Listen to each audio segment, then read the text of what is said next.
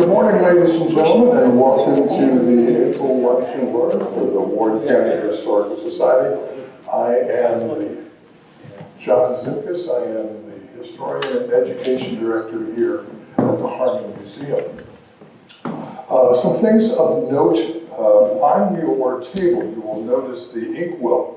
They are part of the Mary Lee Geyer calligraphy collection, which is part of our museum collection, and that is an extensive collection on different types of inkwells, and hope you enjoy that.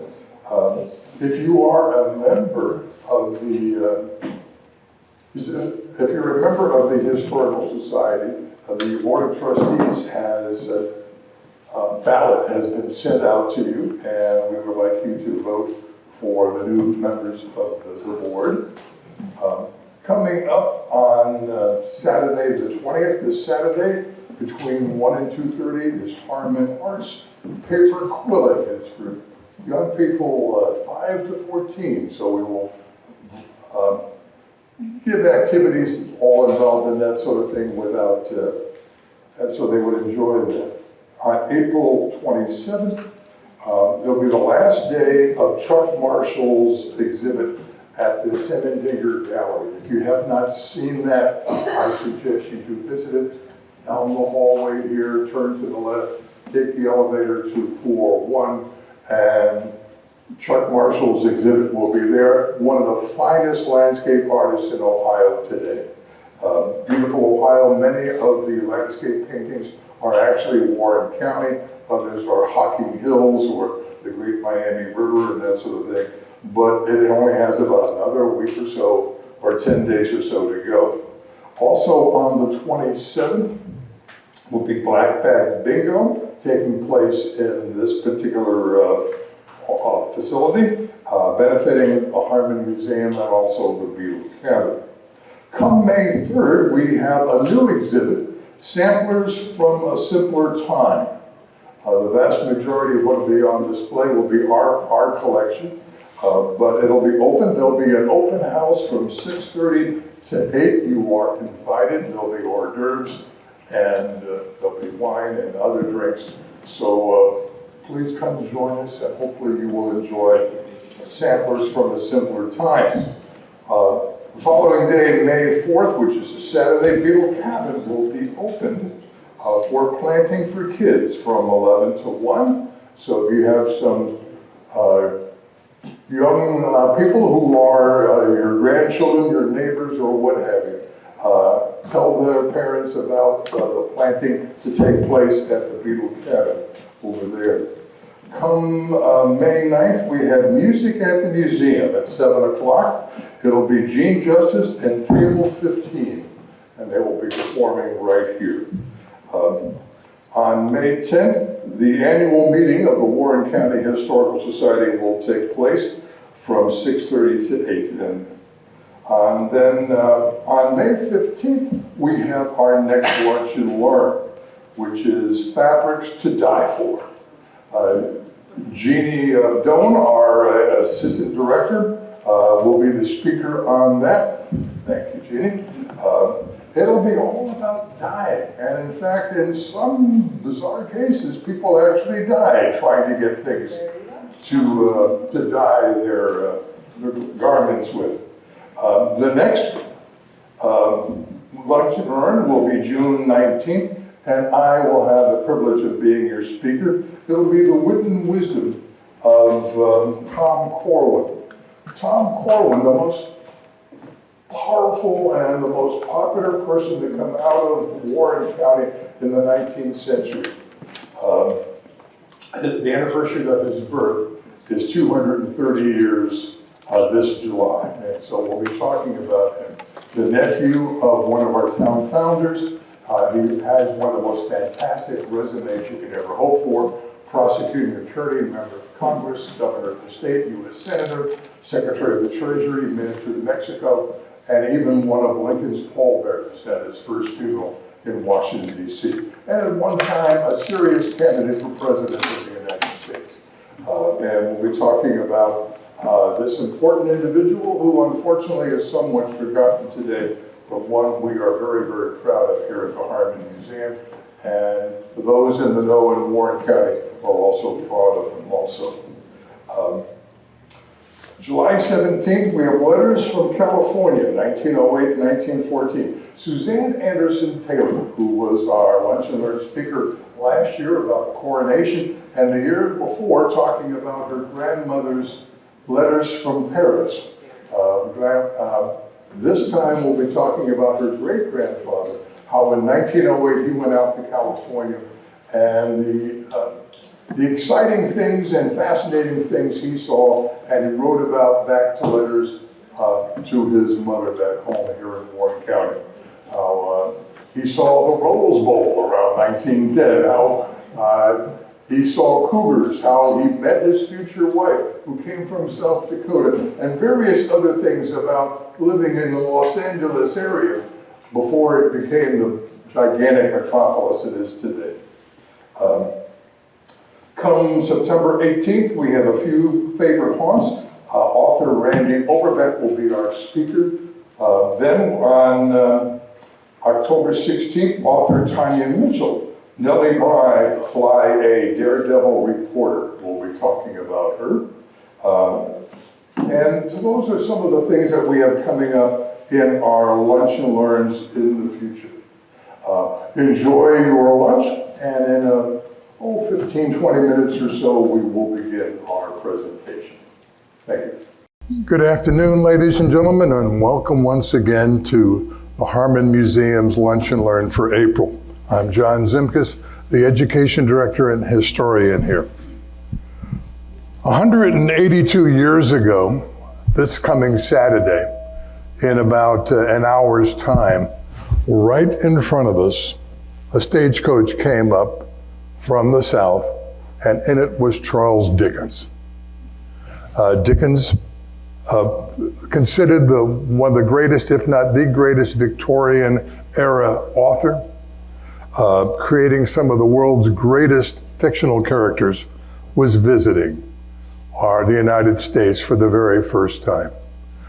In telling that story, with the help of Lisa Holtz, our Assistant Director of Textiles, Jim Newport, the Facility Manager, and our Director, Dr. Michael Coyne, we are going to tell that story and, as much as possible, use the words of Mr. Dickens and those who were there as eyewitnesses as to what he saw and what was thought. It was in 1833 that Dickens submitted his first story, A Dinner of Poplar Walk, at a London periodical. In 1834, he began publishing his popular sketches by Bose, using an alias derived from his youngest brother's nickname. His youngest brother, Augustus, was called Moses. He couldn't quite pronounce that, so he used the phrase Boses, and Dickens shortened that to Bose and used it to write his stories. In 1842, Charles Dickens had already written Oliver Twist, The Pickwick Papers, and The Old Curiosity Shop. His most famous work, A Christmas Carol, was about a year and a half away. On January 3rd of 1842, 1 month shy of his 30th birthday, Dickens sailed with his wife Catherine, known as Kate, their maid Anne Brown, from Liverpool aboard the steamship the RMH Britannia, bound for America. Britannia was 207 feet in length. It had 115 passengers and a crew of 82. It took 18 days to cross the Atlantic. Dickens recorded that he whiled away the time when he wasn't seasick with conversation and card games. He did complain that the cabin was unbelievably small. He also disliked the presence of that extraordinary compound of strange smells, which is to be found nowhere but on board ship, and which is such a subtle perfume that it seems to enter at every pore of the skin. He also didn't like the engine, which has been clanking and blasting in our ears incessantly for the many days. After the terrifying crossing, they reached Halifax, Nova Scotia on January 19th. arriving in Boston at January 22nd. It took 8 hours for the ship to actually arrive in the port of Boston. Several portrait painters were on shore waiting to be the first one to ask the great author if they could paint his picture. But a man named Francis Alexander reached the writer well ahead of the others. He traveled in a small advance boat to greet Dickens as they entered the harbor. A phrase was coined, or a word was coined to talk about what Alexander did, and the phrase or word was Alexandered, as in wangled, as in such as such. A person had Alexandered his way into a highly coveted invitation to a party. The man who coined that was none other than Henry Wadsworth Longfellow, a professor of modern languages at Harvard and the famous poet. He was 5 years older than Dickens, would meet him on this trip, and would spend some time visiting Dickens in London and often stayed at his house. It was through the portrait painter, Alexander, that Dickens met the lone American traveling companion, a man named George Washington Putnam, who was studying portrait painting under the wing of Francis Alexander and was about 6 months younger than Dickens. Born in September of 1812, Gloucester, Massachusetts, about 36 miles from Boston. Putnam recalled seeing Alexander working on the Dickens portrait. I saw the picture daily as it progressed, and being in the artist's room on the Thursday following the first sitting, Mr. Alexander told me that he had just made a disposal of my services. I didn't know what he meant. He then told me that Mr. Dickens and his wife had been at home at his house that forenoon, and Mr. Dickens said, Mr. Alexander, I've been in the country but a few days, and my table is already heaped high with unanswered letters. I have a great number of engagements already. I did not expect a correspondence like this, and I must have a secretary. Can you find me one? And Mr. Alexander at once mentioned me. I felt very diffident in regards to it, for I did not feel qualified for such a position with such a man. However, great the pleasure I knew I should derive from it. But my friend would take no excuses, insisted that I was just the man for the place, and while we were talking, a note arrived from Mr. Dickens, requesting that he could bring me to the Tremont House. So I went with Mr. Alexander and was received with great cordiality and kindness by Mr. Dickens and his wife, and made an appointment to commence my duties the following morning. Dickens, in a letter to his good friend John Forster, wrote, I have a secretary whom I take on with me. He's a young man by the name of Q, was strongly recommended to me, is most modest, obliging, silent and willing, and does his work well. He boards and lodges at my expense when we travel, and his salary is $10 per month, about £2.05 of our English money. Putnam performed his duties so well that Dickens quickly doubled his salary from $10 a month to $20, the equivalent for inflation going from about $311 to $622. Years later, Putnam described Francis Alexander's painting. This is the young Dickens. Alexander chose an attitude highly original, but with characteristic. Dickens is represented at the table writing. His left hand rests upon the paper. The pen of his right hand seems to have been stopped for a moment while he looked up at you as if you had just addressed him. His long brown hair slightly curling, sweeping his shoulders, the bright eyes glance, and that inexpressible look of kindly mirth playing around his mouth and show itself in the arched brow. Alexander caught much of the singular lighting upon the face which Dickens had beyond anyone I had ever saw. And the picture is very like the original and will convey to those who wish to know how Bose looked at 30 years of age, an excellent idea of the man.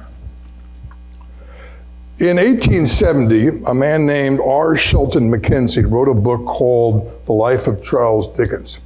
In it, an unidentified young woman talks about meeting Dickens in Cincinnati. She describes Dickens. His manner is easy and negligent, but not elegant. His dress was foppish. In fact, he was overdressed, yet his garments were worn so easily they appeared to be a necessary part of him. He had a dark coat with lighter pantaloons, a black waistcoat embroidered with colored flowers, and about his neck, covering his white shirt front, was a black neckcloth, also embroidered in colors, on which were 2 large diamond pins connected by a chain. A gold watch chain and a large red rose in his buttonhole completed his toilette. A St. Louis, Oregon newspaper reporter a few days later, on April 12th of 1842, said, Dickens stands very straight, is of medium length, and has a good figure. His manner of introduction is free and easy, frank. His head shows large perceptive faculties, a large volume of brain in front of his ears, but not a large causality. His eye is to our perception blue, dark blue and full. It stands out slightly and is handsome, very beautiful. It is the striking feature of his physiognomy.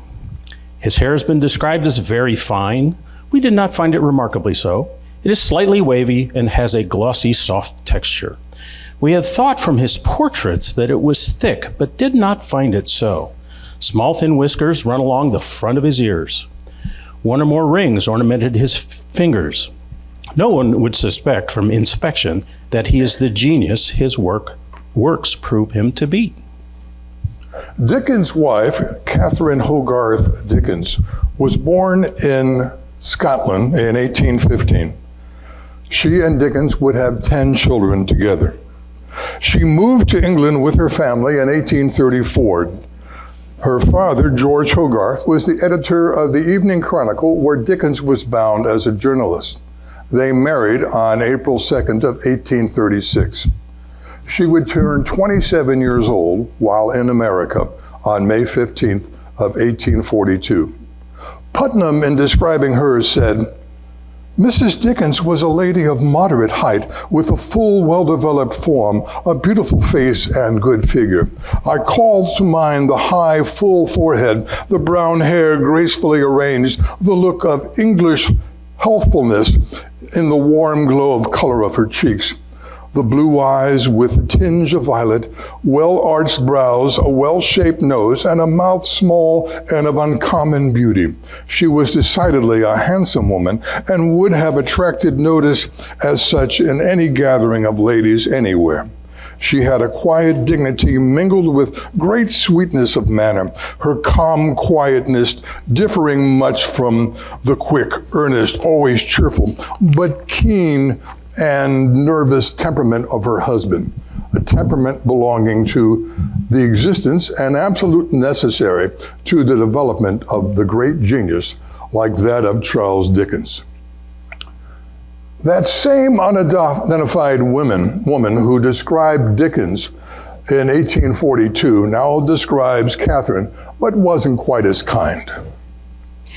Mrs. Dickens is a large woman, having a good deal of color and is rather coarse, but she has a good face and looks amiable. She seemed to think that Mr. Dickens was the attraction and was perfectly satisfied to place second, happy in the knowledge that she was his wife. In a letter to his good friend John Forster, Dickens described Catherine as a traveling companion.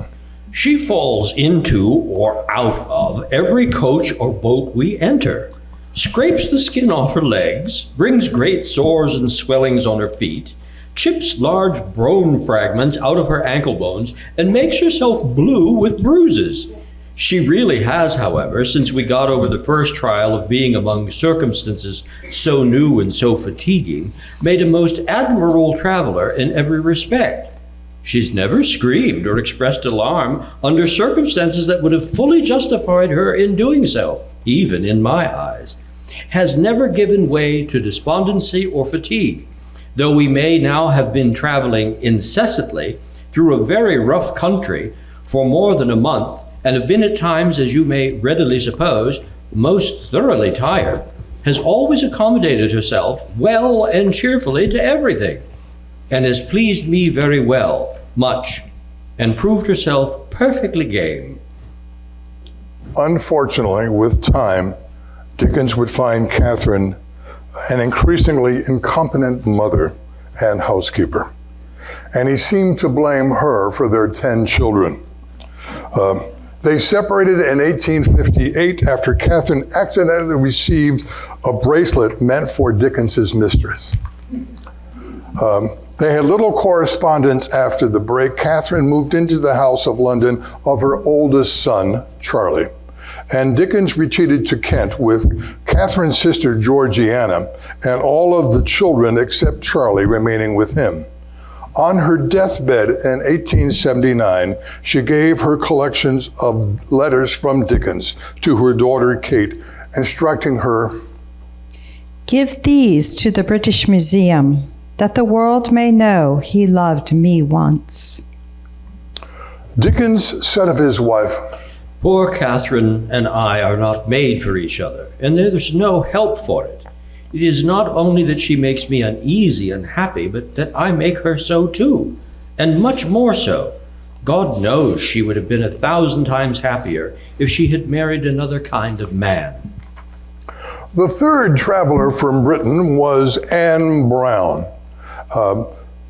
Putnam wrote of her, Mrs. Dickens was accompanied by her favorite waiting maid, Anne, a warm-hearted English girl, I believe London born and bred, and devotedly attached to the family, and had many cockney notions that it was pleasant to hear her comical expressions of surprise at our American words and ways.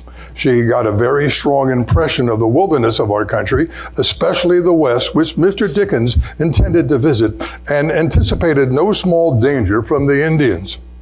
When Dickens told her he wanted her to take medicine to combat seasickness, she replied she wouldn't unless her "Me wages were raised." She had her own mind, and the family was fond of her, and she remained with him until she was an old woman. The fourth member was, in fact, George Washington Putnam.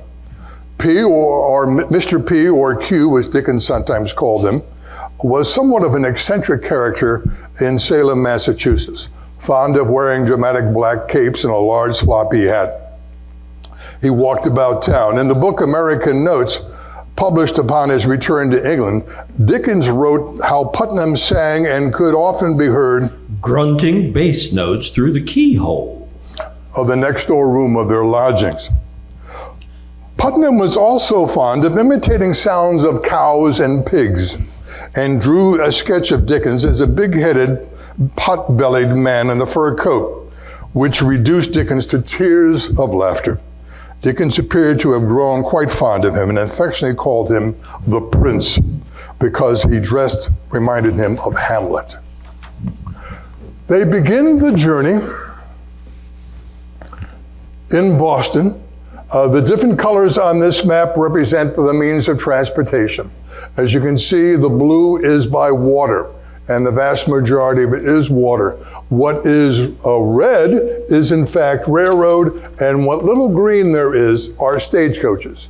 There is at least 200 miles in Ohio by stagecoach. Beginning with Boston, Dickens said, The city is a beautiful one, and cannot fail, I should imagine, to impress all strangers very favorably. Boston is how I would like all of America to be. The Dickens group stayed at the Tremont House in Boston. He first reveled at the attention, but soon the never-ending demand for his time began to wear on his enthusiasm.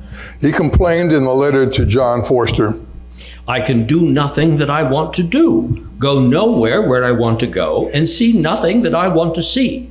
If I turn into the street, I am followed by a multitude.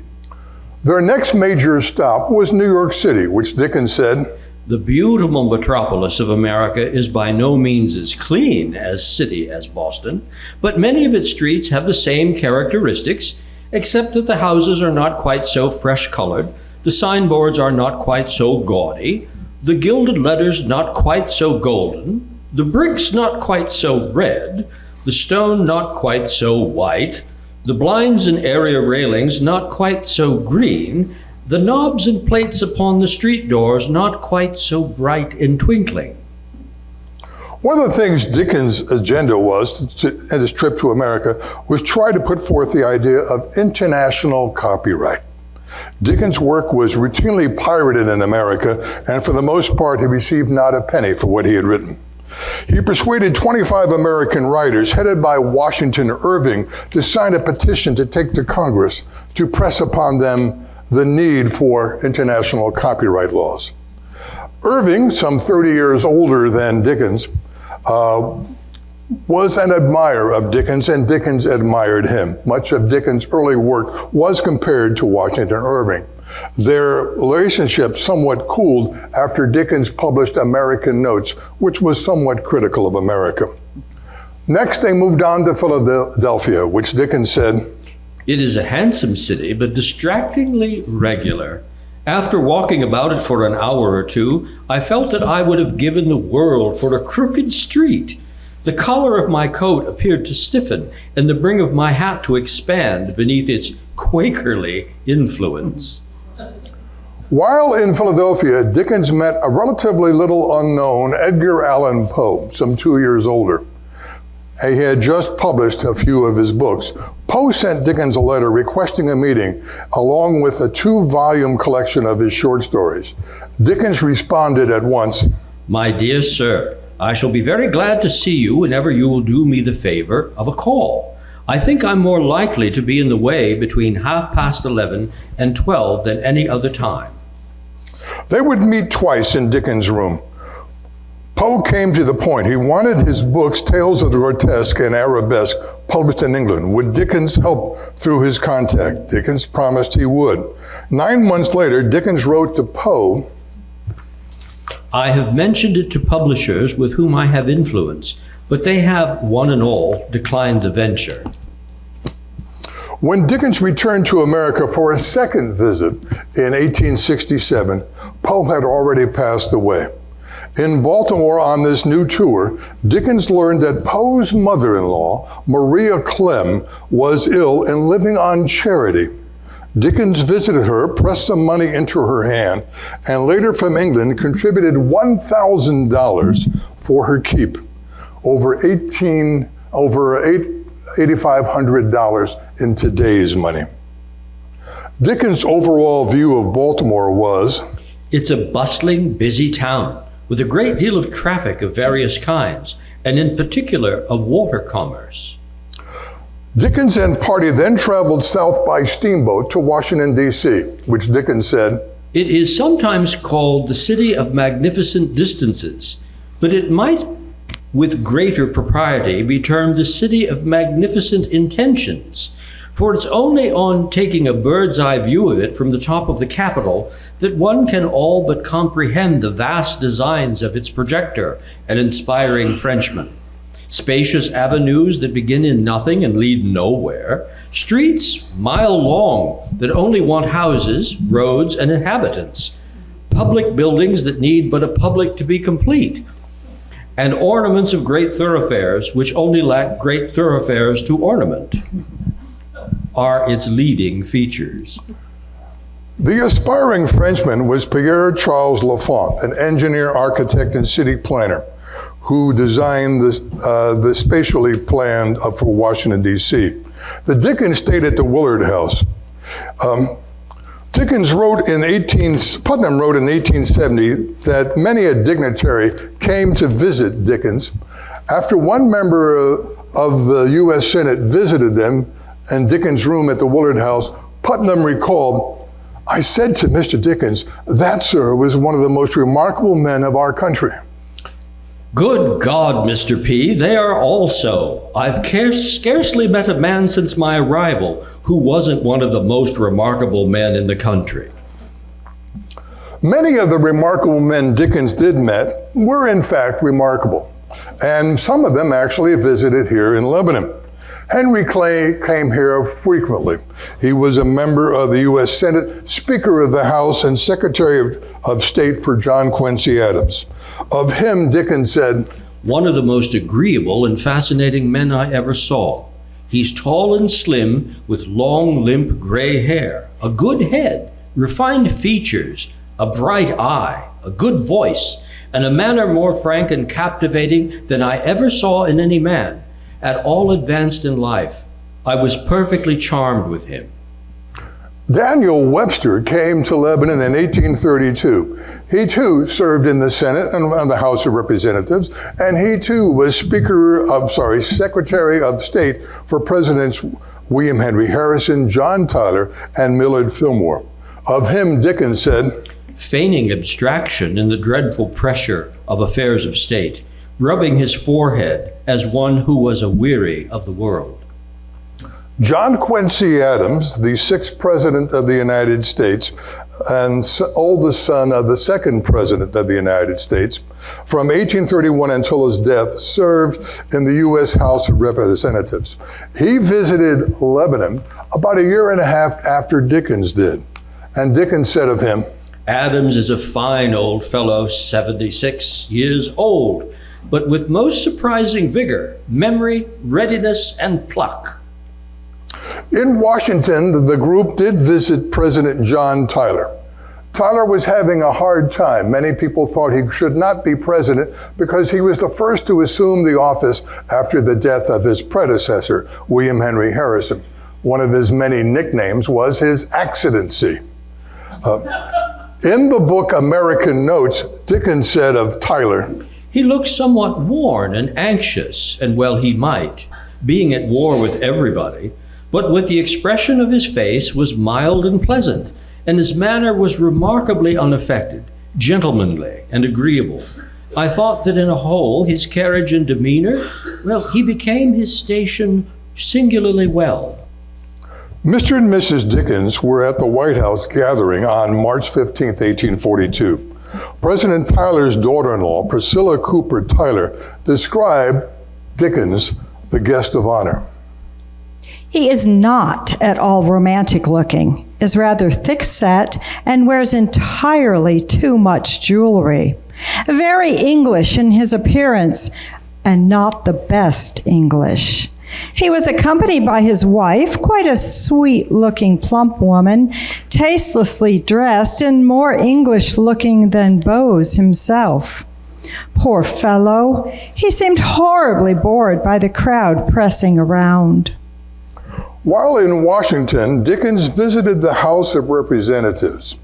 In the book American Notes, he said, "Both houses are handsomely carpeted, but the state to which these carpets are reduced by the universal disregard of the spittoon with which every honorable member is accommodated, and the extraordinary improvements on the pattern which are squirted and dabbled upon it in every direction, do not admit of being described.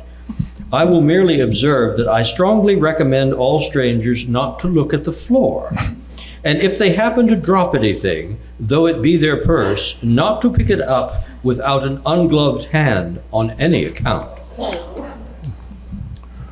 As the journey went through America, Putnam wrote, "In due time we arrived in Pittsburgh and took a room at the Exchange Hotel. On April 1st, we left Pittsburgh on board the steamer Messenger for Cincinnati." Dickens in American Notes described the trip down the Ohio River to Cincinnati. "Miles and miles and miles of solitude, unbroken by any sign of human life or trace of human footstep." Then he saw Cincinnati. On a letter dated April 15th, 1842, he wrote about his impressions. "It has risen out of the forest like an Arabian Night city." They did arrive on Monday morning of April 4th. In a letter he recorded, "Cincinnati is only 50 years old, but it is a beautiful city. I think prettiest place I've seen here except Boston. It's cheerful and thriving and animated. It's well laid out, ornamental in the suburbs with pretty villas, and above all, for this is a very feature in America, has smooth turf plots and well-kept gardens." A smooth turf plot is most likely a manicured lawn. In the book American Notes, he went on to say, I've not often seen such a place that commends itself so favorably and pleasantly to a stranger at the first glance as Cincinnati does, with its clean houses of red and white, its well-paved roads and footways of bright tile, nor does it become less prepossessing on a closer acquaintance. The streets are broad and airy, the shops extremely good, the private residences remarkable for their elegance and neatness. There is something of invention and fancy in the varying styles of these latter erections, which, after the dull company of the steamboat, is perfectly delightful, as conveying an assurance that are such qualities still in existence. The disposition to ornament these pretty villas and render them attractive leads to the culture of trees and flowers, and the laying out of well-kept gardens, and the sight of which, to those who walk along the streets, is inexpressibly refreshing and agreeable. I was quite charmed with the appearance of the town and the adjoining suburb of Mount Auburn, from which the city, lying in an amphitheater of hills, forms a picture of remarkable beauty, and it is so great an advantage. the party took up their quarters in the Broadway Hotel, a short distance from the steamboat landing. It has been speculated that one reason Dickens liked Cincinnati so well is that he was not hounded by the press. In Cincinnati, they published nothing of his doings except the bare fact that he arrived. This is shown in the following mentions in the paper.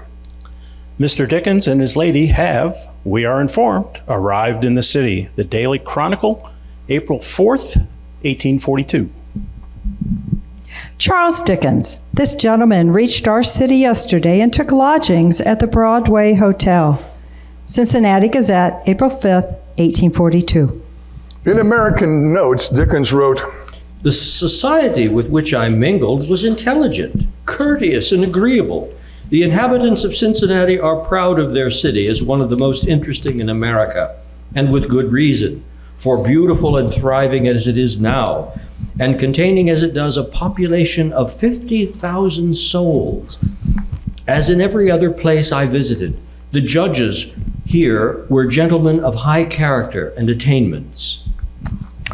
one of the judges with whose house a party was being held was Judge Timothy Walker. Following is an excerpt from Walker's manuscript diary dated April 5th, 1842. Had a visit from Charles Dickens and lady. Rode with them around the city and gave them a party in the evening. Like them much. Have read all his works and with great interest. Felt intimate with him before I saw him. Like him, still better now.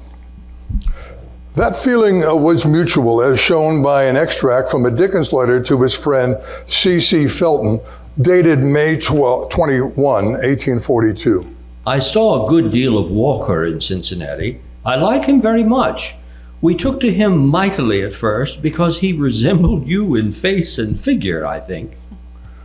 Timothy Walker, some 10 years older than Dickens, was an American lawyer and founder of the Cincinnati Law School, and was its first dean. He was the maternal grandfather of Nicholas Longworth III, who became a lawyer and Speaker of the House of the United States Congress, and the husband of Alice Roosevelt, the oldest daughter of President Theodore Roosevelt. While Dickens liked Judge Walker, he was not so keen on some of Walker's friends, as he wrote John Forster. In the evening, we went to a party at Judge Walker's and were introduced to at least 150 first-rate bores, separately and singly. Putnam recalled, Mr. Dickens greatly enjoyed his visit in Cincinnati and often referred to it with pleasure afterwards. After spending a few days and enjoying the society of the people of this beautiful city, Mr. Dickens decided to make it a visit to St. Louis, and we embarked on the steamer Pike for that latter place. Their first stop was Louisville.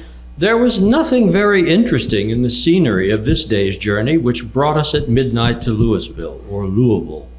We spent at the Galt House, a splendid hotel, and were as handsomely lodged as though we had been in Paris, rather than hundreds of miles beyond the Alleghenies. The farthest west the party went was St. Louis.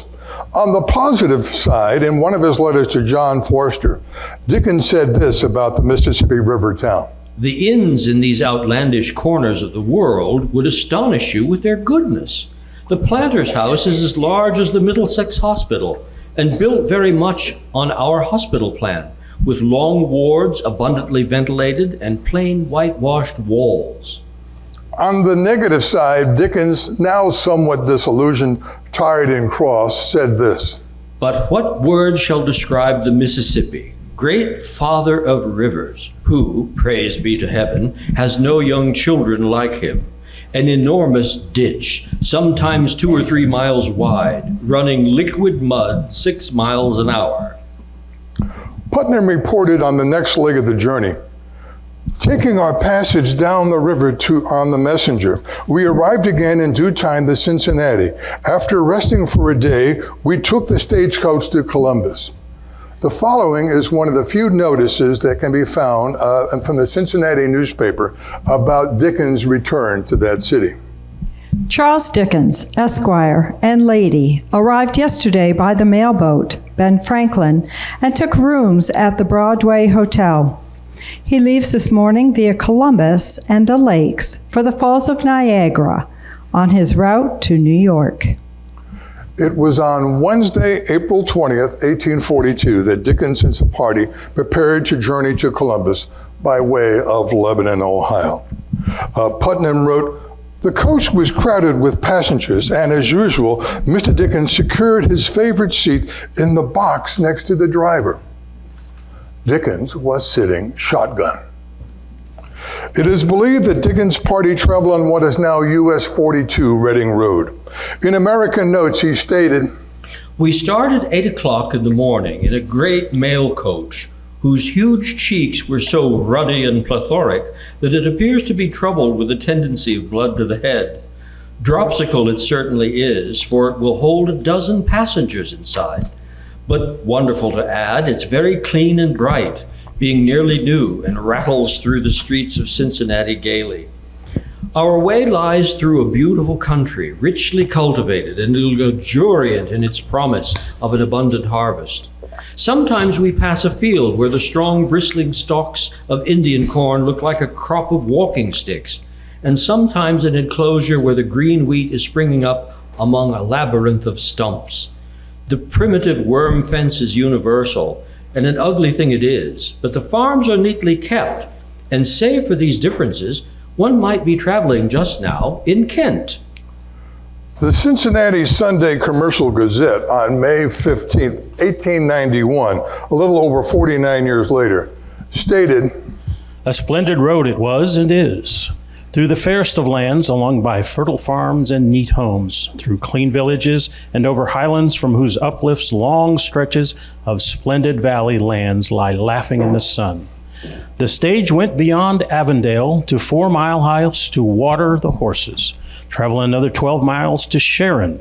There the horses were changed. It then went another 8 miles to Mason to water the team once again."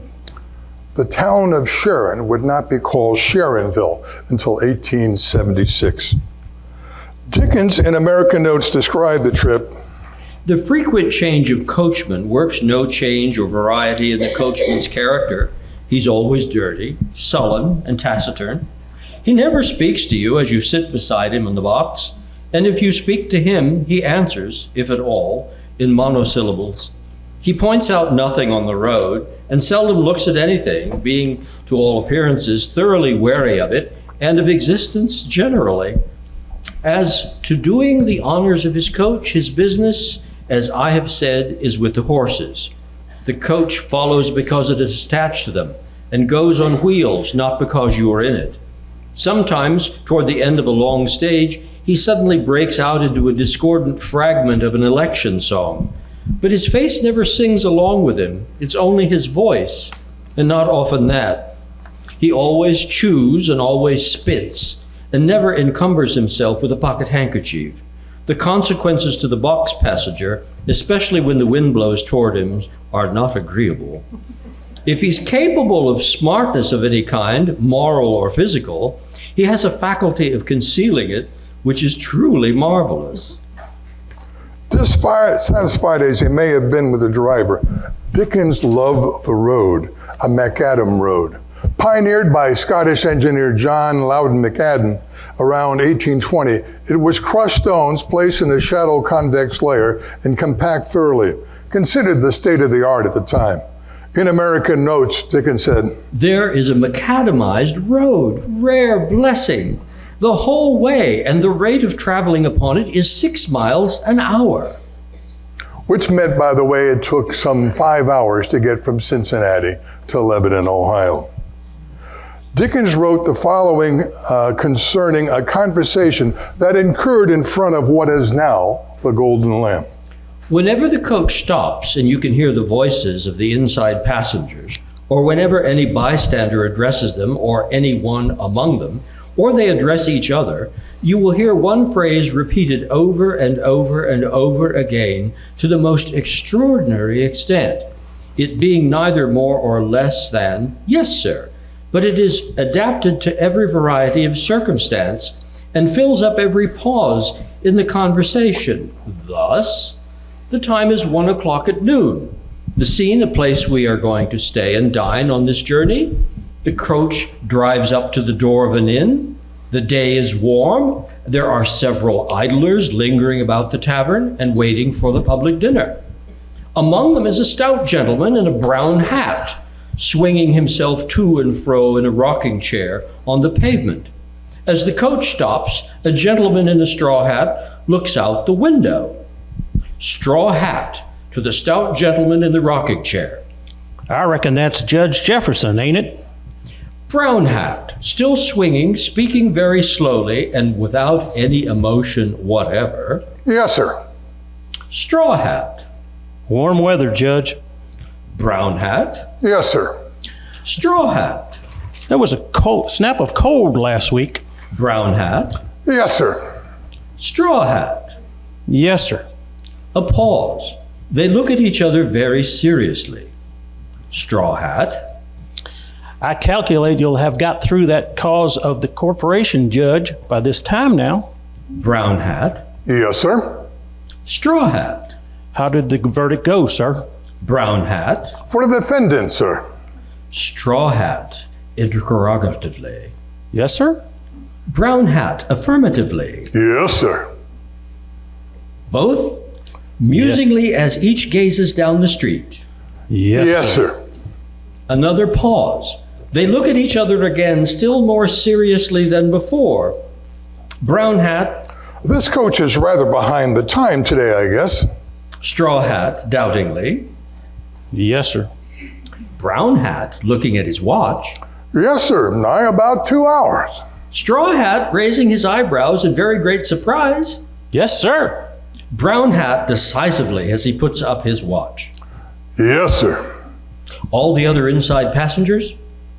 Yes, sir. Yes, sir.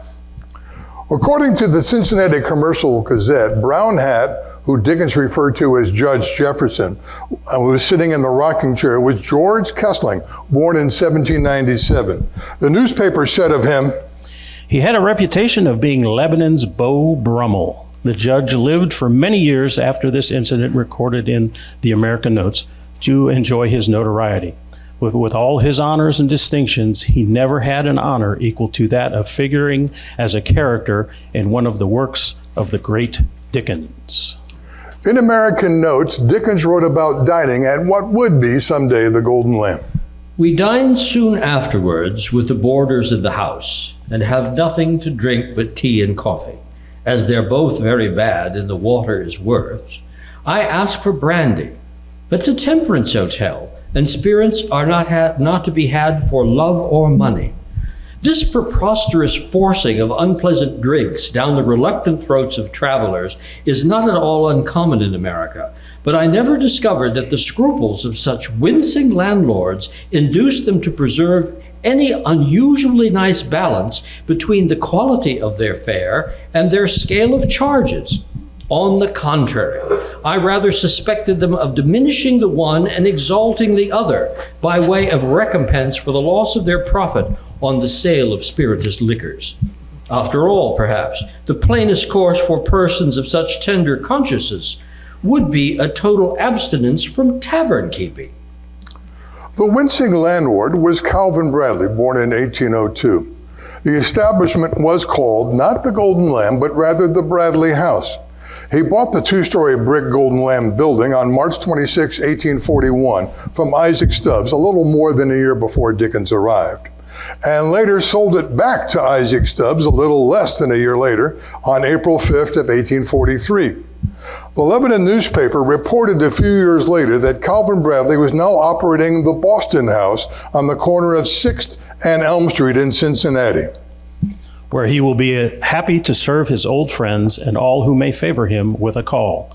The Western Star, February 14th, 1845. The Cincinnati Commercial Gazette in 1891 inquired, Who of the Cincinnatians of the 1840s does not remember Calvin Bradley? The Gazette went on to say, The Dickens party remained a short time after dinner and received the calls of a number of the leading people of the village. The famous author met and was introduced to Judge Kessling, and it is a tradition in the village that he afterward remarked of him that he was among the politest gentlemen with whom he met in America. Returning to the trip, Dickens wrote in the American Notes, Dinner over, we get into another vehicle which is ready at the door, for the coach has been changed in the interval, and resume our journey, which continues through the same kind of country. Putnam recalled, we traveled all night and a weary journey it was. Mrs. Dickens sat in the back seat and my place was in the middle seat by the window in front of her. Opposite me through the night sat a well-dressed man, but all night long he poured out a rain of tobacco spittle, which from the motion of the coach fell on us like a shower. I tried to screen Mrs. Dickens, but notwithstanding my efforts and the aid of a thick veil, she could not escape the disgusting results.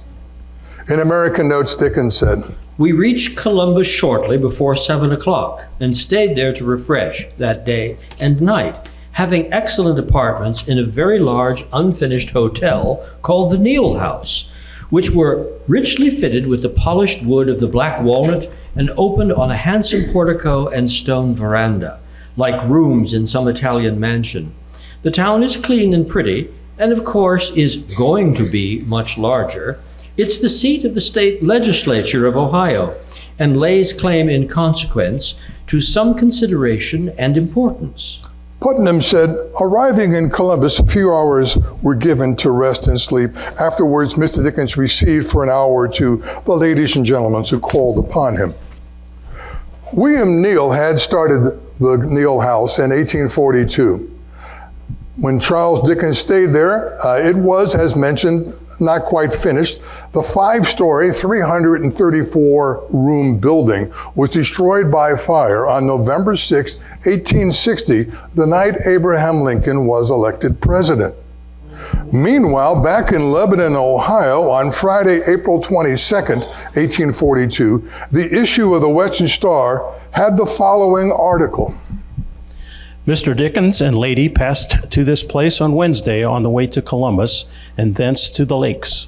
Mr. Dickens has been traveling for 2 weeks, passed very quietly in the West, visiting Cincinnati, Louisville, and St. Louis with intermediate towns, and we have been gratified to observe the total absence of all the parade and sycophancy which characterizes reception in Eastern cities. It will give us a better opinion of ourselves if even Mr. Dickens should not think the better of us for it. On the Ohio journey, Putnam wrote, at Columbus, we hired a stagecoach exclusively for our party, and the stage company sent an agent with the driver to go through with us. The upper portion of Ohio was largely at that time an unbroken forest, and the accommodations for travelers were very poor. Our good landlord at the Neal House had a basket of provisions put up for us to dine upon. The road was pretty good at first, but did not improve as we went on. And we had, however, a good stagecoach to ourselves and a good team and driver. The driver, at intervals of a dozen miles or so, would commence blowing his horn to give notice at the station a mile or so ahead that a relay of horses be at the ready.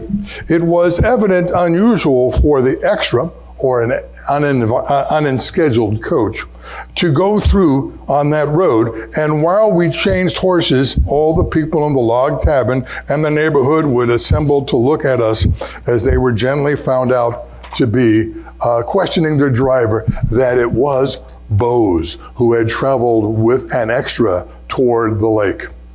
Soon after noon, we came to a pleasant nook in the woods and not far from a log cabin, and our basket of provisions was opened and a cloth spread out on the grass.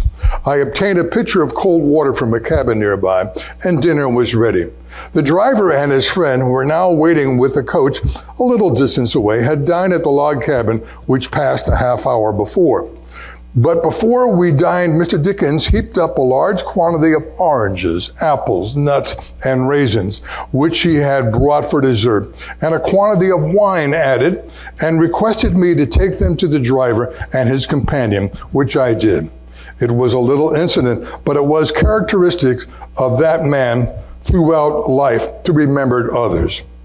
We soon began to know something of the exquisite softness of the corduroy road. Putnam is being somewhat sarcastic here. A corduroy road was a log road over a low swampy area. The logs were perpendicular to the road and gave it some stability, although nothing as far as a soft and comfortable ride. Putnam wrote, "Some dozen miles of this kind of road lay now before us. Consequently, holes nearly large enough to bury coach, horse, and all were constantly occurring, which, however, the driver managed with great skill to avoid." Despite the efforts by the driver, that was still quite jostling, and unfortunately, Catherine received most of the disturbance on the coach, constantly banging her head on the top of the roof. Putnam described an effort by her traveling companions to relieve her from the suffering. Mrs. Dickens had in the back seat to herself. At the terrible jostling increased, Mr. Dickens, taking two handkerchiefs, tied them at either end of them to the doorpost on each side, and the other end, Mrs. Dickens would round them around her wrist and her hand. This contrivance, to which was added the utmost bracing of the feet, enabled the kind and patient lady to endure the torture of the corduroy. Mr. Dickens and myself occurred in the middle seat with our arms wound tightly around the other doorpost, and Mrs. Dickens' maid, Ann Brown, occurred occupying the front seat facing us. Mr. Dickens on one side, I on mine, kept a sharp lookout ahead as well as we could. And when one of us saw approaching a corduroy, we did yell, "Corduroy," and preparing ourselves for the shock, but preparation was of little avail, for with our strength we found it possible to keep our places, but were constantly tumbling upon each other and picking ourselves up from the bottom of the coach. At last, we went through the swamp and thankfully left the corduroy behind us. The driver took us to Upper Sandusky, and we reached there around midnight and stopped there till morning. Putnam then describes the courteous innkeeper in Tiffin, Ohio, and who is very proud of his special guest. Our stagecoach ride across Ohio ended in Tiffin, a small town where we reached about noon, and from thence by railroad to Sandusky City on Lake Erie. The good landlord at Tiffin, finding who were our guests, did his best to please, and also let the entire town know that Dickens was at his hotel. And when we left the house for the depot, he had a large kind of open wagon on springs with seats very high on which Mr. Dickens and Mrs. Dickens were perched. I think the driver was instructed to pass through all the principal roads of this place before he reached the railroad station, for we went at a very slow pace and were a long time going, and the people awaited for us in groups as if by appointment at the street corners and at the windows and doors of the houses, as if the inhabitants of Tiffin did not at that occasion see Bose and his wife. It certainly was not the fault of that good landlord and his carriage driver. The change from coach to corduroy to railroad was most grateful. And in the evening, we reached Sandusky City. A lake steamer made her appearance at the harbor, and next day we embarked for Buffalo. Dickens and his party arrived at Cleveland on Monday, the 25th of April, on the steamer the Constitution. After a rough voyage along Lake Erie, they did head off to Buffalo. The goal was, of course, Niagara Falls. He particularly wanted to see Niagara Falls, stating, I never in my life was in such a state of excitement as coming from Buffalo here this morning. You come by railroad and are nigh 2 hours upon the way. I looked out for the spray and listened for the roar as far beyond the bounds of possibility. I dragged Kate down a deep and slippery path leading to the ferry boat, bullied Anne for not coming fast enough, perspired at every pore, and felt it is impossible to say how, as it grew louder and louder in my ears, yet nothing could be seen for the mist. I was not disappointed, but I could make out nothing. In an instant, I was blinded by the spray and wet to the skin. I saw the water tearing madly down from an immense height, but could get no idea of shape or situation or anything but vague immensity. Directly I had changed my clothes at the inn, I went out again, taking Kate with me, and hurried to the Horseshoe Fall. I went down alone into the very basin. It would be hard for a man to stand nearer God than he does there. There was a bright rainbow at my feet, and from that I looked up to great heaven, to what a fall of bright green water. The broad, deep, mighty stream seems to die in the act of falling, and from its unfathomable grave arises that tremendous ghost of spray and mist which is never laid, has been haunting this place with the same dread solemnity, perhaps from the creation of the world. Dickens is said to have heard many voices from the roar of the falls. One of those voices was his deceased 17-year-old sister-in-law, Mary Hogarth, who died in his arms some 5 years earlier. He took a ring off her finger and put it on his own and never took it off again. Dickens and party remained at Niagara Falls for a week. Their next stop was Montreal. Montreal is pleasantly situated on the margin of the St. Lawrence and is backed by some bold heights about which there are charming rides and drives. The streets are generally narrow and irregular, as in most French towns of any age, but in the more modern parts of the city, they are wide and airy.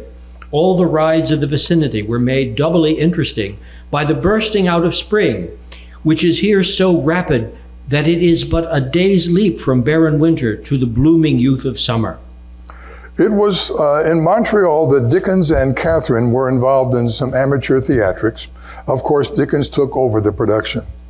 Putnam wrote as he returned to the United States, bidding adieu to our kind friends in Canada, Mr. and Mrs. Dickens hastened back to New York, from whence it had arranged they should take passage to England. Having still a few days to spare, Mr. Dickens and party of friends went out to see the Shaker village at Lebanon, that is Mount Lebanon, New York. They afterwards visited West Point and then returned to New York. Dickens made his feelings about the Shakers quite evident in American Notes. They are good farmers, and all their produce is eagerly purchased and highly esteemed. Shaker seeds, Shaker herbs, and Shaker distilled water are commonly announced for sale in shops of towns and cities. They are breeders of cattle, and of kind and merciful to the brute creature. Consequently, Shaker beasts seldom fail to find a ready market. They eat and drink together after the Spartan model at a great public table. There's no union of the sexes, and every Shaker, male and female, is devoted to a life of celibacy. I cannot, I confess, incline toward the Shakers, view them with much favor, or extend them any very lenient construction. I so abhor, and from my soul detest that bad spirit, no matter by what class or sect it may be entertained, which would strip life of its healthful graces, rob youth of its innocent pleasures, pluck from maturity and age their pleasant ornaments, and make existence but a narrow path toward the grave.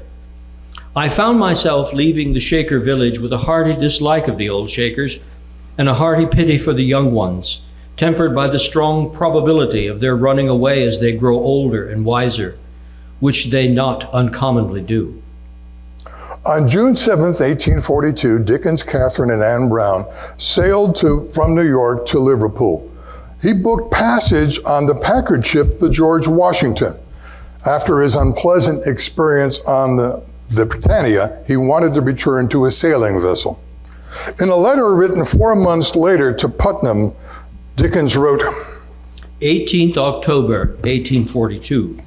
Dear Mr. Putnam, I received the parcel you sent me by the hands of Captain Hewitt quite safely. The papers, according to my old custom, I put in the fire without opening, which I was not the less obliged to you for sending them to me, as I know you did so with the best intentions. I send you by the hands of Mr. Henry Wadsworth Longfellow, who has been staying with me for a week or two, and returns in the Great Western a copy of the book I've just published, American Notes, containing an account of our wanderings. Mr. Summer of Boston will give it to you, or to anybody whom you may authorize to receive it. My collection of your zealous and faithful services does not weaken with time or distance. I can only send you across the Atlantic my best and heartiest wishes. Mrs. Dickens joins in them, she says most sincerely, and desires all manner of kind remembrances to you. Anne Brown, who is very blooming, but still a spinster, does the like, and the children, who are quite well and very happy, send their love. Remember me to Julia and to all your family, and believe me, however much you may see me abused, it will not be seldom or sparingly. Still faithfully, your friend, Charles Dickens. Julia was Putnam's fiancée and future wife. American Notes was published on October 19, 1842. Throughout the narrative, Dickens found much to admire about America, but there were still quite a few faults he mentioned. First and most serious was slavery. In particular, he was horrified at physical violence vented on both male and female slaves. Next was its place on violence in general. The idea that liberty and equality seemed to include the freedom to shoot or knife any other American. Third, he cited was his call for universal distrust, the extreme individualism that led people to suspect others and to seek advantage over them. Allied with this was the overriding commercialism. It was the urge to pull off the smart deal and the idolization of a successful businessman. Finally, to many places he found the standard of personal cleanliness and public health still very primitive, and particularly disgusting was the universal habit of spitting. Two quotes attributed to him sum up his thoughts about America at this time. One was, "This is not the republic I came to see. This is not the republic of my imagination." the other, "I do not know the American gentleman. God forgive me for putting two such words together." Following his return to England, Dickens made a point of staying in touch with the colorful friend Putnam. Putnam wrote songs and poetry, became a fierce abolitionist, and a documented member of the Underground Railroad.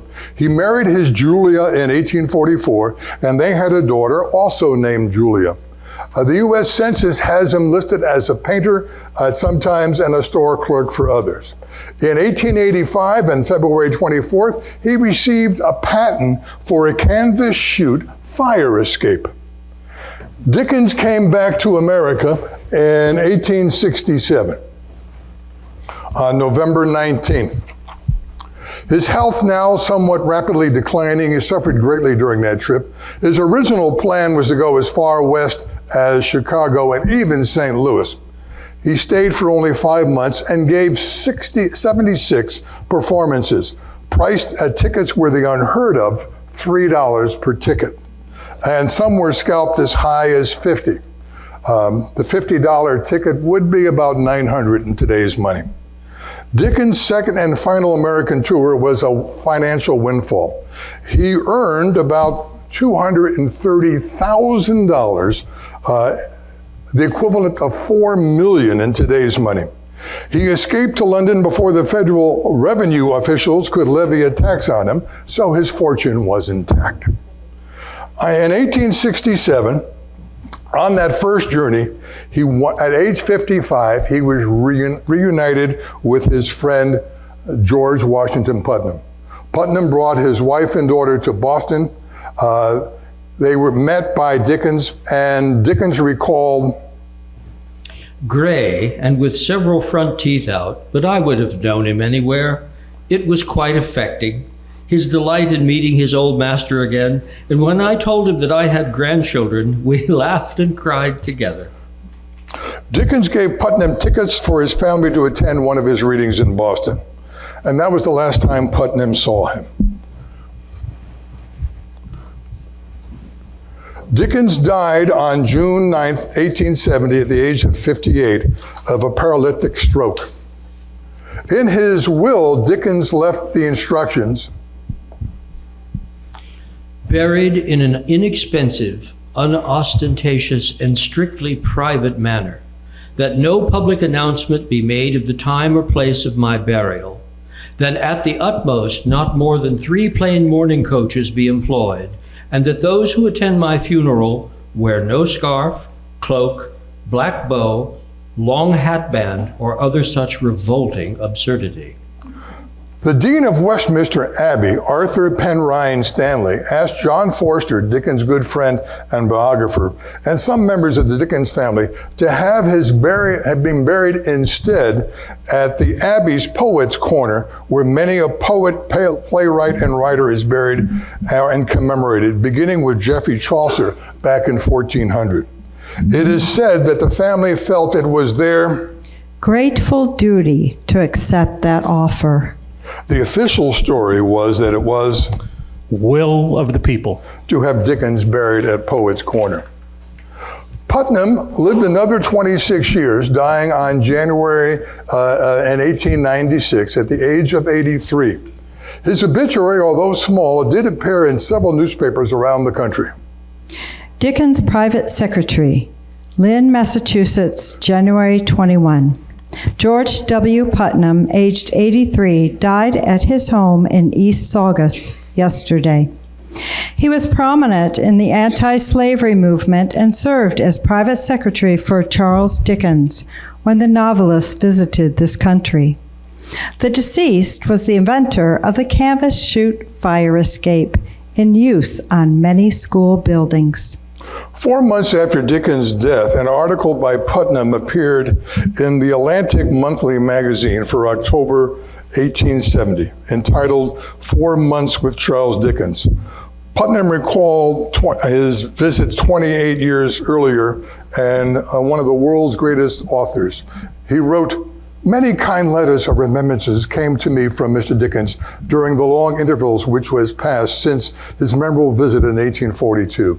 And it scarcely needs to be said that on the occasion of his last coming, he received the writer of these recollections with both hands outstretched and with most cordial greeting. And then together we again went over our old journey. I congratulated him upon his evident health and robustness and spoke of the long years that we trusted were yet before him, and which the world should receive more of his wondrous productions. And his cheery answer was, "I am indeed well and very strong, and please God, Mr. P, we'll do something yet." but that hope has been disappointed. A loving world has looked for the last time upon that dear face, listened to the last words, read the last line of Charles Dickens, and the record is closed forever. Thank you.